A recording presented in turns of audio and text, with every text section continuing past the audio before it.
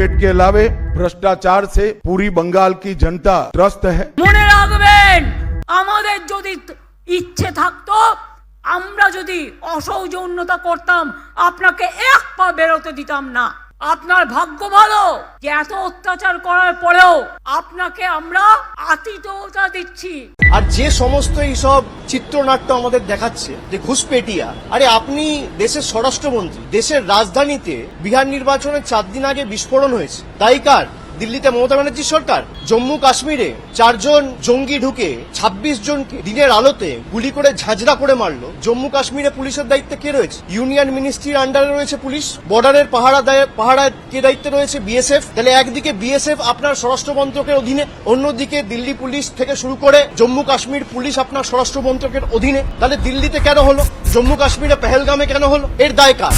বঙ্গের রাজনীতি, কর্পোরেট পুঁজি, কেন্দ্রের ক্ষমতা আর তদন্তকারী সংস্থার ছায়ায় যে দাবার বোর্ড সাজানো হচ্ছে তার প্রতিটি গুটি এক এক করে ক্রমে প্রকাশ্যে আসছে। অনুপ্রবেশের গল্প, ভোটের অঙ্ক, এসআইআর, ইডি, সিবিআই সব মিলিয়ে প্রশ্ন একটাই, এই লড়াই কি সত্যি গণতন্ত্রের নাকি ক্ষমতা আর পুঁজির দখল যুদ্ধ? নমস্কার, আমি মধুরিমা ভৌমিক আর দৈনিক সংবাদ অনলাইনে আপনারা দেখছেন সত্যি আসলে বেদনাদায়ক। বাংলায় এসে কলকাতায় বসে বিজেপির চাণক্য অমিত শাহ 26 রাজ্য দখলের অঙ্ক পেশ করেছেন।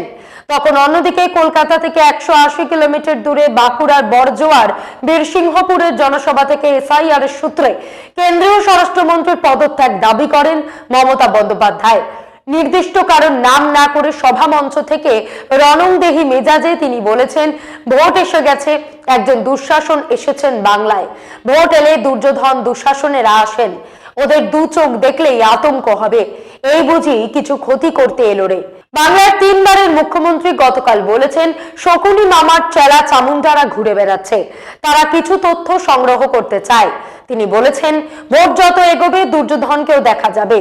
দুর্যোধন দুঃশাসন বলতে তৃণমূল নেত্রী নরেন্দ্র মোদী এবং অমিত শাহকেই বুঝিয়েছেন বলেই অনেকে মনে করছেন। সপ্তাহখানেক আগে আরএসএস প্রধান মোহন ভাগবতও বাংলায় ছিলেন। তিনি প্রকাশ্যে রাজনৈতিক ঢঙে বলেছিলেন, পুরো হিন্দু সমাজ এক হলে পশ্চিমবঙ্গের ক্ষমতা পাল্টে দেওয়া সম্ভব।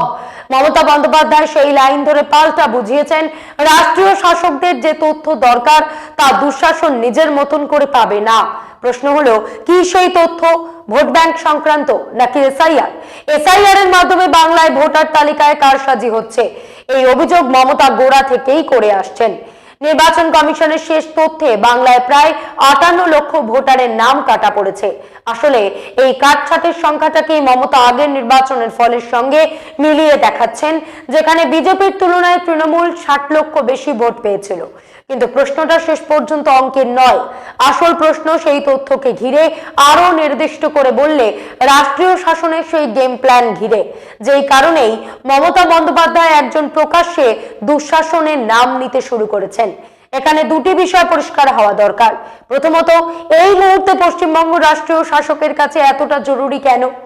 মোদী সরকার যে পথে দেশের ভিতরে তথাকথিত অর্থনৈতিক সংস্কার এগিয়ে নিয়ে যেতে চাইছে, সেখানে পূর্ব ভারতের দরজা, যাকে বলা হয় ইস্ট এশিয়া এবং ইস্ট সাউথ করিডোরের প্রবেশ পথ, পশ্চিমবঙ্গ হয়েই সেই গন্তব্যে পৌঁছতে হয়। বিশ্বের কম বেশি প্রায় সমস্ত বড় কর্পোরেট সংস্থার উপস্থিতি রয়েছে বাংলায়। আম্বানি এবং আদানিও নিজেদের মতন করে বাংলায় ঢোকার চেষ্টা করেছেন এবং আংশিকভাবে সফলও হয়েছেন। আসলে দিল্লির প্রকৃত অস্বস্তি অন্য জায়গায়। একটু মন দিয়ে বোঝার চেষ্টা করুন। কর্পোরেট যদি দিল্লির শর্তে না চলে আর বিজেপি শাসিত নয় এমন রাজ্যে যদি কর্পোরেট লাভবান হয়, যেখানে সেই লাভের অংশীদার বিজেপি নয় অন্য কোনো রাজনৈতিক শক্তি, তাহলে সেই দলকে ধ্বংস করা এত সহজ নয়। অনুপ্রবেশ, ভোট ব্যাংক, হিন্দু মুসলিম, এই সব আসলে মুখোশ, স্রেফ দেখানোর জন্য। আসল খেলাটা সেই তথ্যকে ঘিরেই, যার ছায়াতলে দিল্লির ক্ষমতার সঙ্গে ঘনিষ্ঠ হয়ে ভারতের শীর্ষ কর্পোরেটরা বসে রয়েছে। তাদের সমস্যাটা স্পষ্ট। দিল্লি যে নীতিগুলো যেভাবে দেশ জুড়ে চাপিয়ে দিতে চায় এবং যে অংশীদারিত্ব তারা প্রত্যাশা করে, তার বাইরে গিয়ে মমতা বন্দ্যোপাধ্যায়কে কিভাবে ভাগ দেবে। বাস্তবতা হলো, কর্ণাটক এবং পশ্চিমবঙ্গ এই দুটি রাজ্যই এখন বিজেপির নজরে। তামিলনাড়ু আপাতত সুদূর পরাহত, সেটা বিজেপিও জানে। কিন্তু এই দুই রাজ্যের অর্থনৈতিক শক্তি এতটাই বড় যে তা বিরোধী রাজনীতিকে এগিয়ে নিয়ে যাওয়ার জন্য যথেষ্ট। আর যদি সেই অর্থনৈতিক ক্ষমতার উপর বাংলায় মমতা বন্দ্যোপাধ্যায় বসে থাকেন, তাহলে দিল্লির হিসেব অনুযায়ী তাকে তো সরাতেই হবে। আর ঠিক এই কারণেই মমতা বন্দ্যোপাধ্যায় হিসেব কষে ঠান্ডা মাথায় সরাসরি দেশের স্বরাষ্ট্রমন্ত্রীকে নিশানা করছেন। তিনি প্রকাশ্যে প্রশ্ন তুলেছেন, রাজনৈতিক সফরে আপনি কিভাবে বিএসএফ এর বিমান ব্যবহার করেন? বিএসএফ এর বিমানে এসে রাজনৈতিক সভা করেন, অথচ যেই বাহিনীর দায়িত্ব বাংলার সীমান্ত রক্ষা করা তারা তা করছে না। আর দিল্লি থেকে লাগাতার অনুপ্রবেশের গল্প শোনানো হচ্ছে। মমতা পাল্টা শাহকে প্রশ্ন করেছেন, অনুপ্রবেশ কি খালি এই রাজ্যের বিষয়? কাশ্মীরে অনুপ্রবেশ হয় না? তাহলে পেহেলগাঁওয়ের ঘটনা কি আপনারা ঘটিয়েছেন? দিল্লির ঘটনা কি আপনারা করিয়েছেন? মমতা বুঝে ফেলেছেন দুঃশাসনের আড়ালে কোন খেলা চলছে।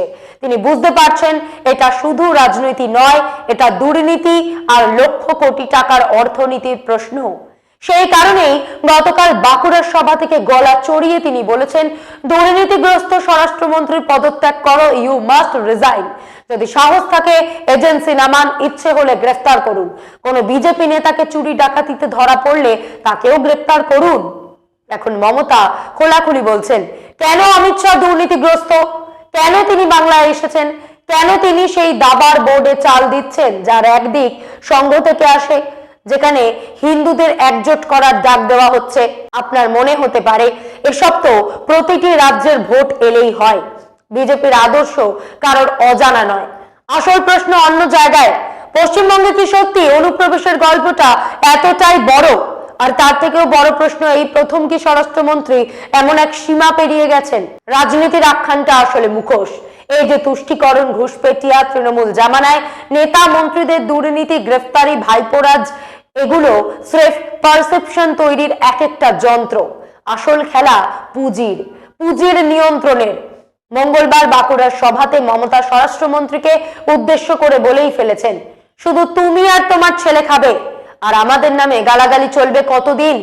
পশ্চিমবঙ্গে ভোটের সময় কর্পোরেট পুঁজি ছড়িয়ে পড়বেই, কারণ বাংলার ভেতরে যা কিছু আছে তার পরিসর বিশাল। শুধু চা, পাট আর চামড়ার মতন ঐতিহ্যবাহী শিল্পে সীমাবদ্ধ নয় বাংলার পুঁজি। বাংলায় রয়েছে কয়লা, লাইমস্টোন, ব্যাসল্ট, সর্বোপরি বালি, প্রাকৃতিক সম্পদের ভরপুর ভান্ডার। ম্যানুফ্যাকচারিং সেক্টরের দিকে তাকান, এভারেডি এক্সাইড, জিআরএসি সবই বাংলায়। বিপিও সেক্টরেও Concentrix, Teleperformance, Genpact, ambition বক্সের মতন বড় বড় সংস্থার উপস্থিতি। আইটি সেক্টরে তো TCS, Wipro, IBM, Google, Microsoft, Concentrix সবাই কলকাতায় অফিস খুলে চুটিয়ে ব্যবসা করছে। আর বন্দরের সম্রাট হিসেবে আদানির যে উপস্থিতি, সেই বন্দরগুলো এক অর্থে বাংলার অর্থনীতির পালে জল বাতাস যোগায়। তাহলে প্রশ্ন ওঠে, জাহাজ নির্মাণ, বন্দর সংলগ্ন ইঞ্জিনিয়ারিং এর কাজ যদি গুজরাট বা দেশের অন্য বন্দরে হয়, বাংলায় নয় কেন? এর মাঝেই বাংলার রিলায়েন্স অর্থাৎ আম্বানিরাও রিটেল সেক্টরে ঢুকে পড়েছে। জিওর 5G নেটওয়ার্ক শুরু হয়েছিল কলকাতা থেকে। আজকের তারিখে দাঁড়িয়ে পশ্চিমবঙ্গের রিলায়েন্সের প্রস্তাবিত বিনিয়োগের পরিমাণ 50,000 কোটি টাকা। পাশাপাশি আদানি গোষ্ঠীর প্রস্তাবিত বিনিয়োগের অঙ্ক 10,000 কোটি টাকা। এই জায়গায় কিন্তু রাষ্ট্রীয় শাসকের সরাসরি নিয়ন্ত্রণ নেই, সেটা রয়েছে মমতা বন্দ্যোপাধ্যায়ের। এমনকি HPCL, Mahindra and Mahindra, Indian oil corporation সবকিছুর উপস্থিতির কারণ একটাই, পশ্চিমবঙ্গ হলো পূর্ব এবং দক্ষিণ পূর্ব এশিয়ার গেটওয়ে। এই বাস্তবতাটা বুঝতে পারলে পরিষ্কার হবে স্বরাষ্ট্রমন্ত্রী যে ঘুষপেটিয়ার গল্প বাংলায় এসে বলছেন তা কি হাতির খাওয়ার দাঁত নাকি দেখানোর দাঁত। পশ্চিমবঙ্গ আসলে বিজেপির সেই বৃহত্তর কৌশলের অংশ, যেখানে বিকশিত ভারতের গল্প, কর্পোরেট নেক্সাস আর নীতিগত সব ঘোষণা দিল্লি থেকেই নির্ধারিত হয়। এই কর্পোরেট চালিত রাজনীতির কথাই রাহুল গান্ধী বারবার প্রকাশ্যে তুলে ধরেন। এই কারণেই কর্পোরেটেরও দরকার এমন এক বাংলা যার নিয়ন্ত্রণ দিল্লির হাতে থাকবে। পশ্চিমবঙ্গ সরকার এবং দিল্লির সংঘাত, তার সঙ্গে রাজ্যপালের ভূমিকা, সব মিলিয়ে ছবিটা আরো ধূসর হয়ে যাচ্ছে। বিভিন্ন তথ্যের উপর সমীক্ষা করে আমরা দেখেছি পশ্চিমবঙ্গে ব্যবসা করা টপ 10 কোম্পানির মুনাফার বড় অংশ দিল্লিতে পৌঁছয় না, সেটা সরাসরি পশ্চিমবঙ্গের রাজনীতির মধ্যেই মিশে যায়। উদাহরণ দিচ্ছি, Emami limited, Birla corporation, ITC, CESC, IT সেক্টরে উইপ্রো, কগনিজেন্ট, IBM, জিও, রিলায়েন্স। বাংলায় অর্থনীতিতে এদের সমুজ্জ্বল উপস্থিতি। সাম্প্রতিক অতীতে কলকাতা এবং পার্শ্ববর্তী অঞ্চলে এত নামি দামি হোটেল তৈরি হওয়া, অগুন্তি মহার্ঘ আবাসন কমপ্লেক্স তৈরি হওয়া, প্রচুর সংখ্যায় দামি গাড়ির চলাচল, পুঁজির জোয়ার না থাকলে এগুলো সম্ভব হতো। শুধু জিও, রিলায়েন্স এই 10,000-এর বেশি কর্মী কাজ করছেন বাংলায়। ভারী শিল্পক্ষেত্রে রয়েছে কোল ইন্ডিয়া, তাদের অধীনস্থ শাখা ECL, এক্সাইড ইন্ডাস্ট্রিজ, হলদিয়া এনার্জি লিমিটেড, হলদিয়া পেট্রোকেম, ব্যাংক এবং ফাইন্যান্সে অ্যাক্সিস ব্যাংক এবং ICICI। এর বাইরে বামার লরি অ্যান্ড কোম্পানি লিমিটেড, একাধিক সরকারি PSU, সব মিলিয়ে 1 ডজনেরও বেশি বড় সংস্থা। এই সব সংস্থার মোট মুনাফা যদি রাজ্যের ভেতরে অর্থাৎ বিরোধী রাজনীতির ঝুলিতে জমা হয়, তাহলে রাজনৈতিক লড়াইয়ে বিজেপি কোনোদিনই সমানে সমানে এখানে টক্কর দিতে পারবে না। এই বাস্তবতায় দিল্লিকে অস্বস্তিতে ফেলেছে, আর এই বাস্তবতা ধরেই তারা গেম প্ল্যান সাজাচ্ছে। মজার কথা হলো এই লড়াইটা আসলে বিজেপিকে নিজে লড়তে হচ্ছে না। বিজেপির কাজ শুধু আবেগের এমন এক পরিবেশ তৈরি করা যেখানে অনুপ্রবেশ আর গভর্নেন্সের প্রশ্নটাই সামনে আসে। সেই কারণেই স্বরাষ্ট্রমন্ত্রী 3 দিনের বঙ্গ সফরে এসেছেন। বছরের শেষ লগ্নে এসে তিনি যা বলছেন খোলাখুলি বলছেন। দাবি করছেন 7টা চিঠি লিখেছি মমতাজিকে। গত 6 বছরে অনুপ্রবেশ নিয়ে কেন্দ্রীয় স্বরাষ্ট্র সচিব 3 বার পশ্চিমবঙ্গে এসে বৈঠক করেছেন।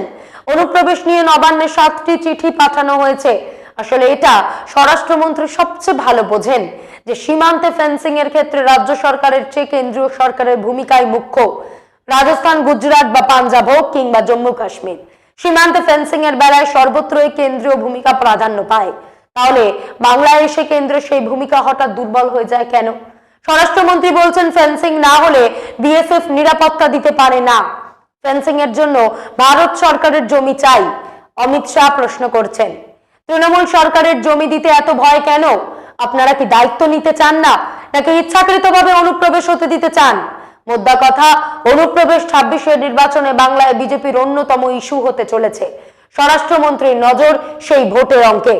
তিনি জানেন পশ্চিমবঙ্গে বাম আর কংগ্রেস কার্যত শেষ।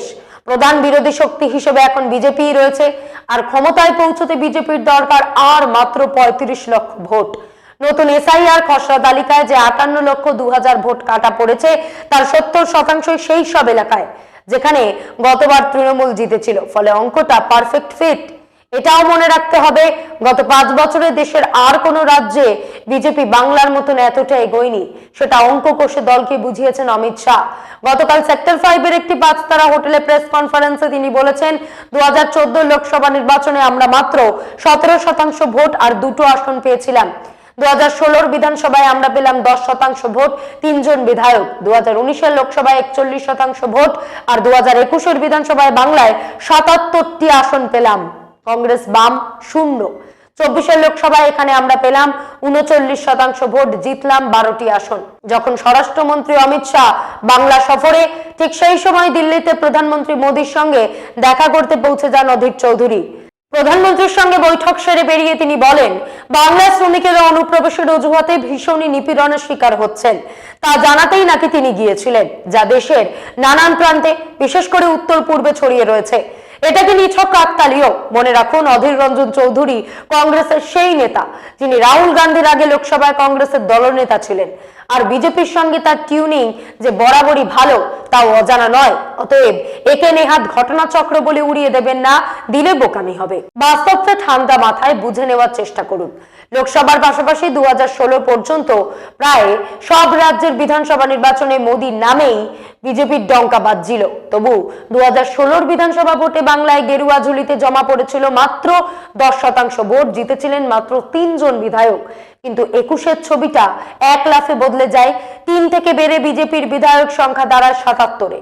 ভোটের হার 10% থেকে প্রায় 4 গুণ বেড়ে যায় 38%। এই 38%-এর সঙ্গে যদি আর মাত্র 35 লক্ষ ভোট যোগ হয়, তাহলেই বাংলায় বিজেপির সরকার হয়ে যায়।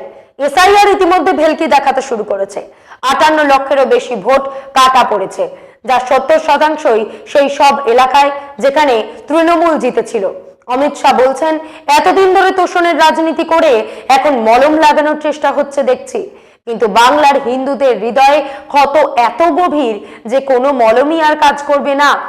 2024-এর 15ই এপ্রিলের পর বাংলায় বিজেপি সরকার গড়লে মোদিজির নেতৃত্বে বঙ্গ গৌরব এবং বঙ্গ সংস্কৃতির পুনর্জাগরণ শুরু হবে।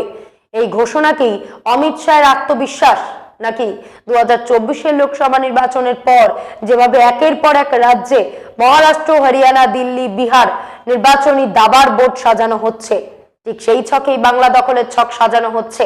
কিন্তু এত বড় খেলার জন্য চাই বিপুল টাকা। সেই টাকা আসবে কোথা থেকে? কৃষি বাংলার অর্থনীতি মূল চালিকা শক্তি। কৃষির সঙ্গে যুক্ত শ্রমিক এবং কৃষক দুজনেই গুরুত্বপূর্ণ। তার সঙ্গে মাছ চাষ, মাছের বিরাট ব্যবসা, তার সঙ্গে পাট শিল্প, সবই বাংলায় অর্থনীতি স্তম্ভ।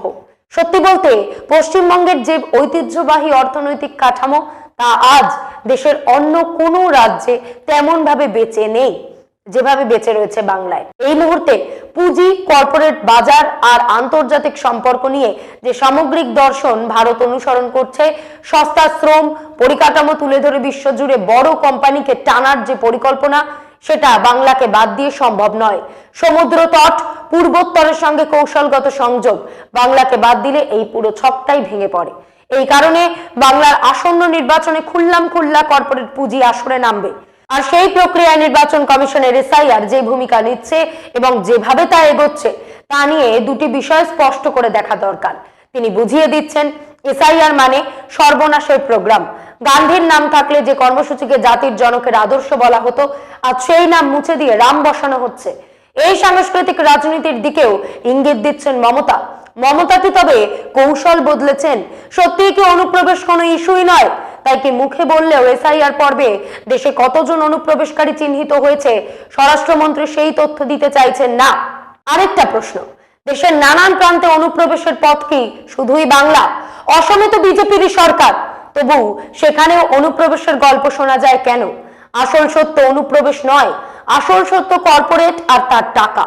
আসল লক্ষ্য সেই সব তথ্য জোগাড় করা, যার পর আগামী 3 মাসের মধ্যেই ইডি, সিবিআই আর আইটিকে বাংলার সক্রিয় ভূমিকায় নামতে দেখা যাবে। যে কোনো মূল্যে এবার রাষ্ট্রীয় শাসক চায় বাংলার গদি, হয় এবার নয় নেভার।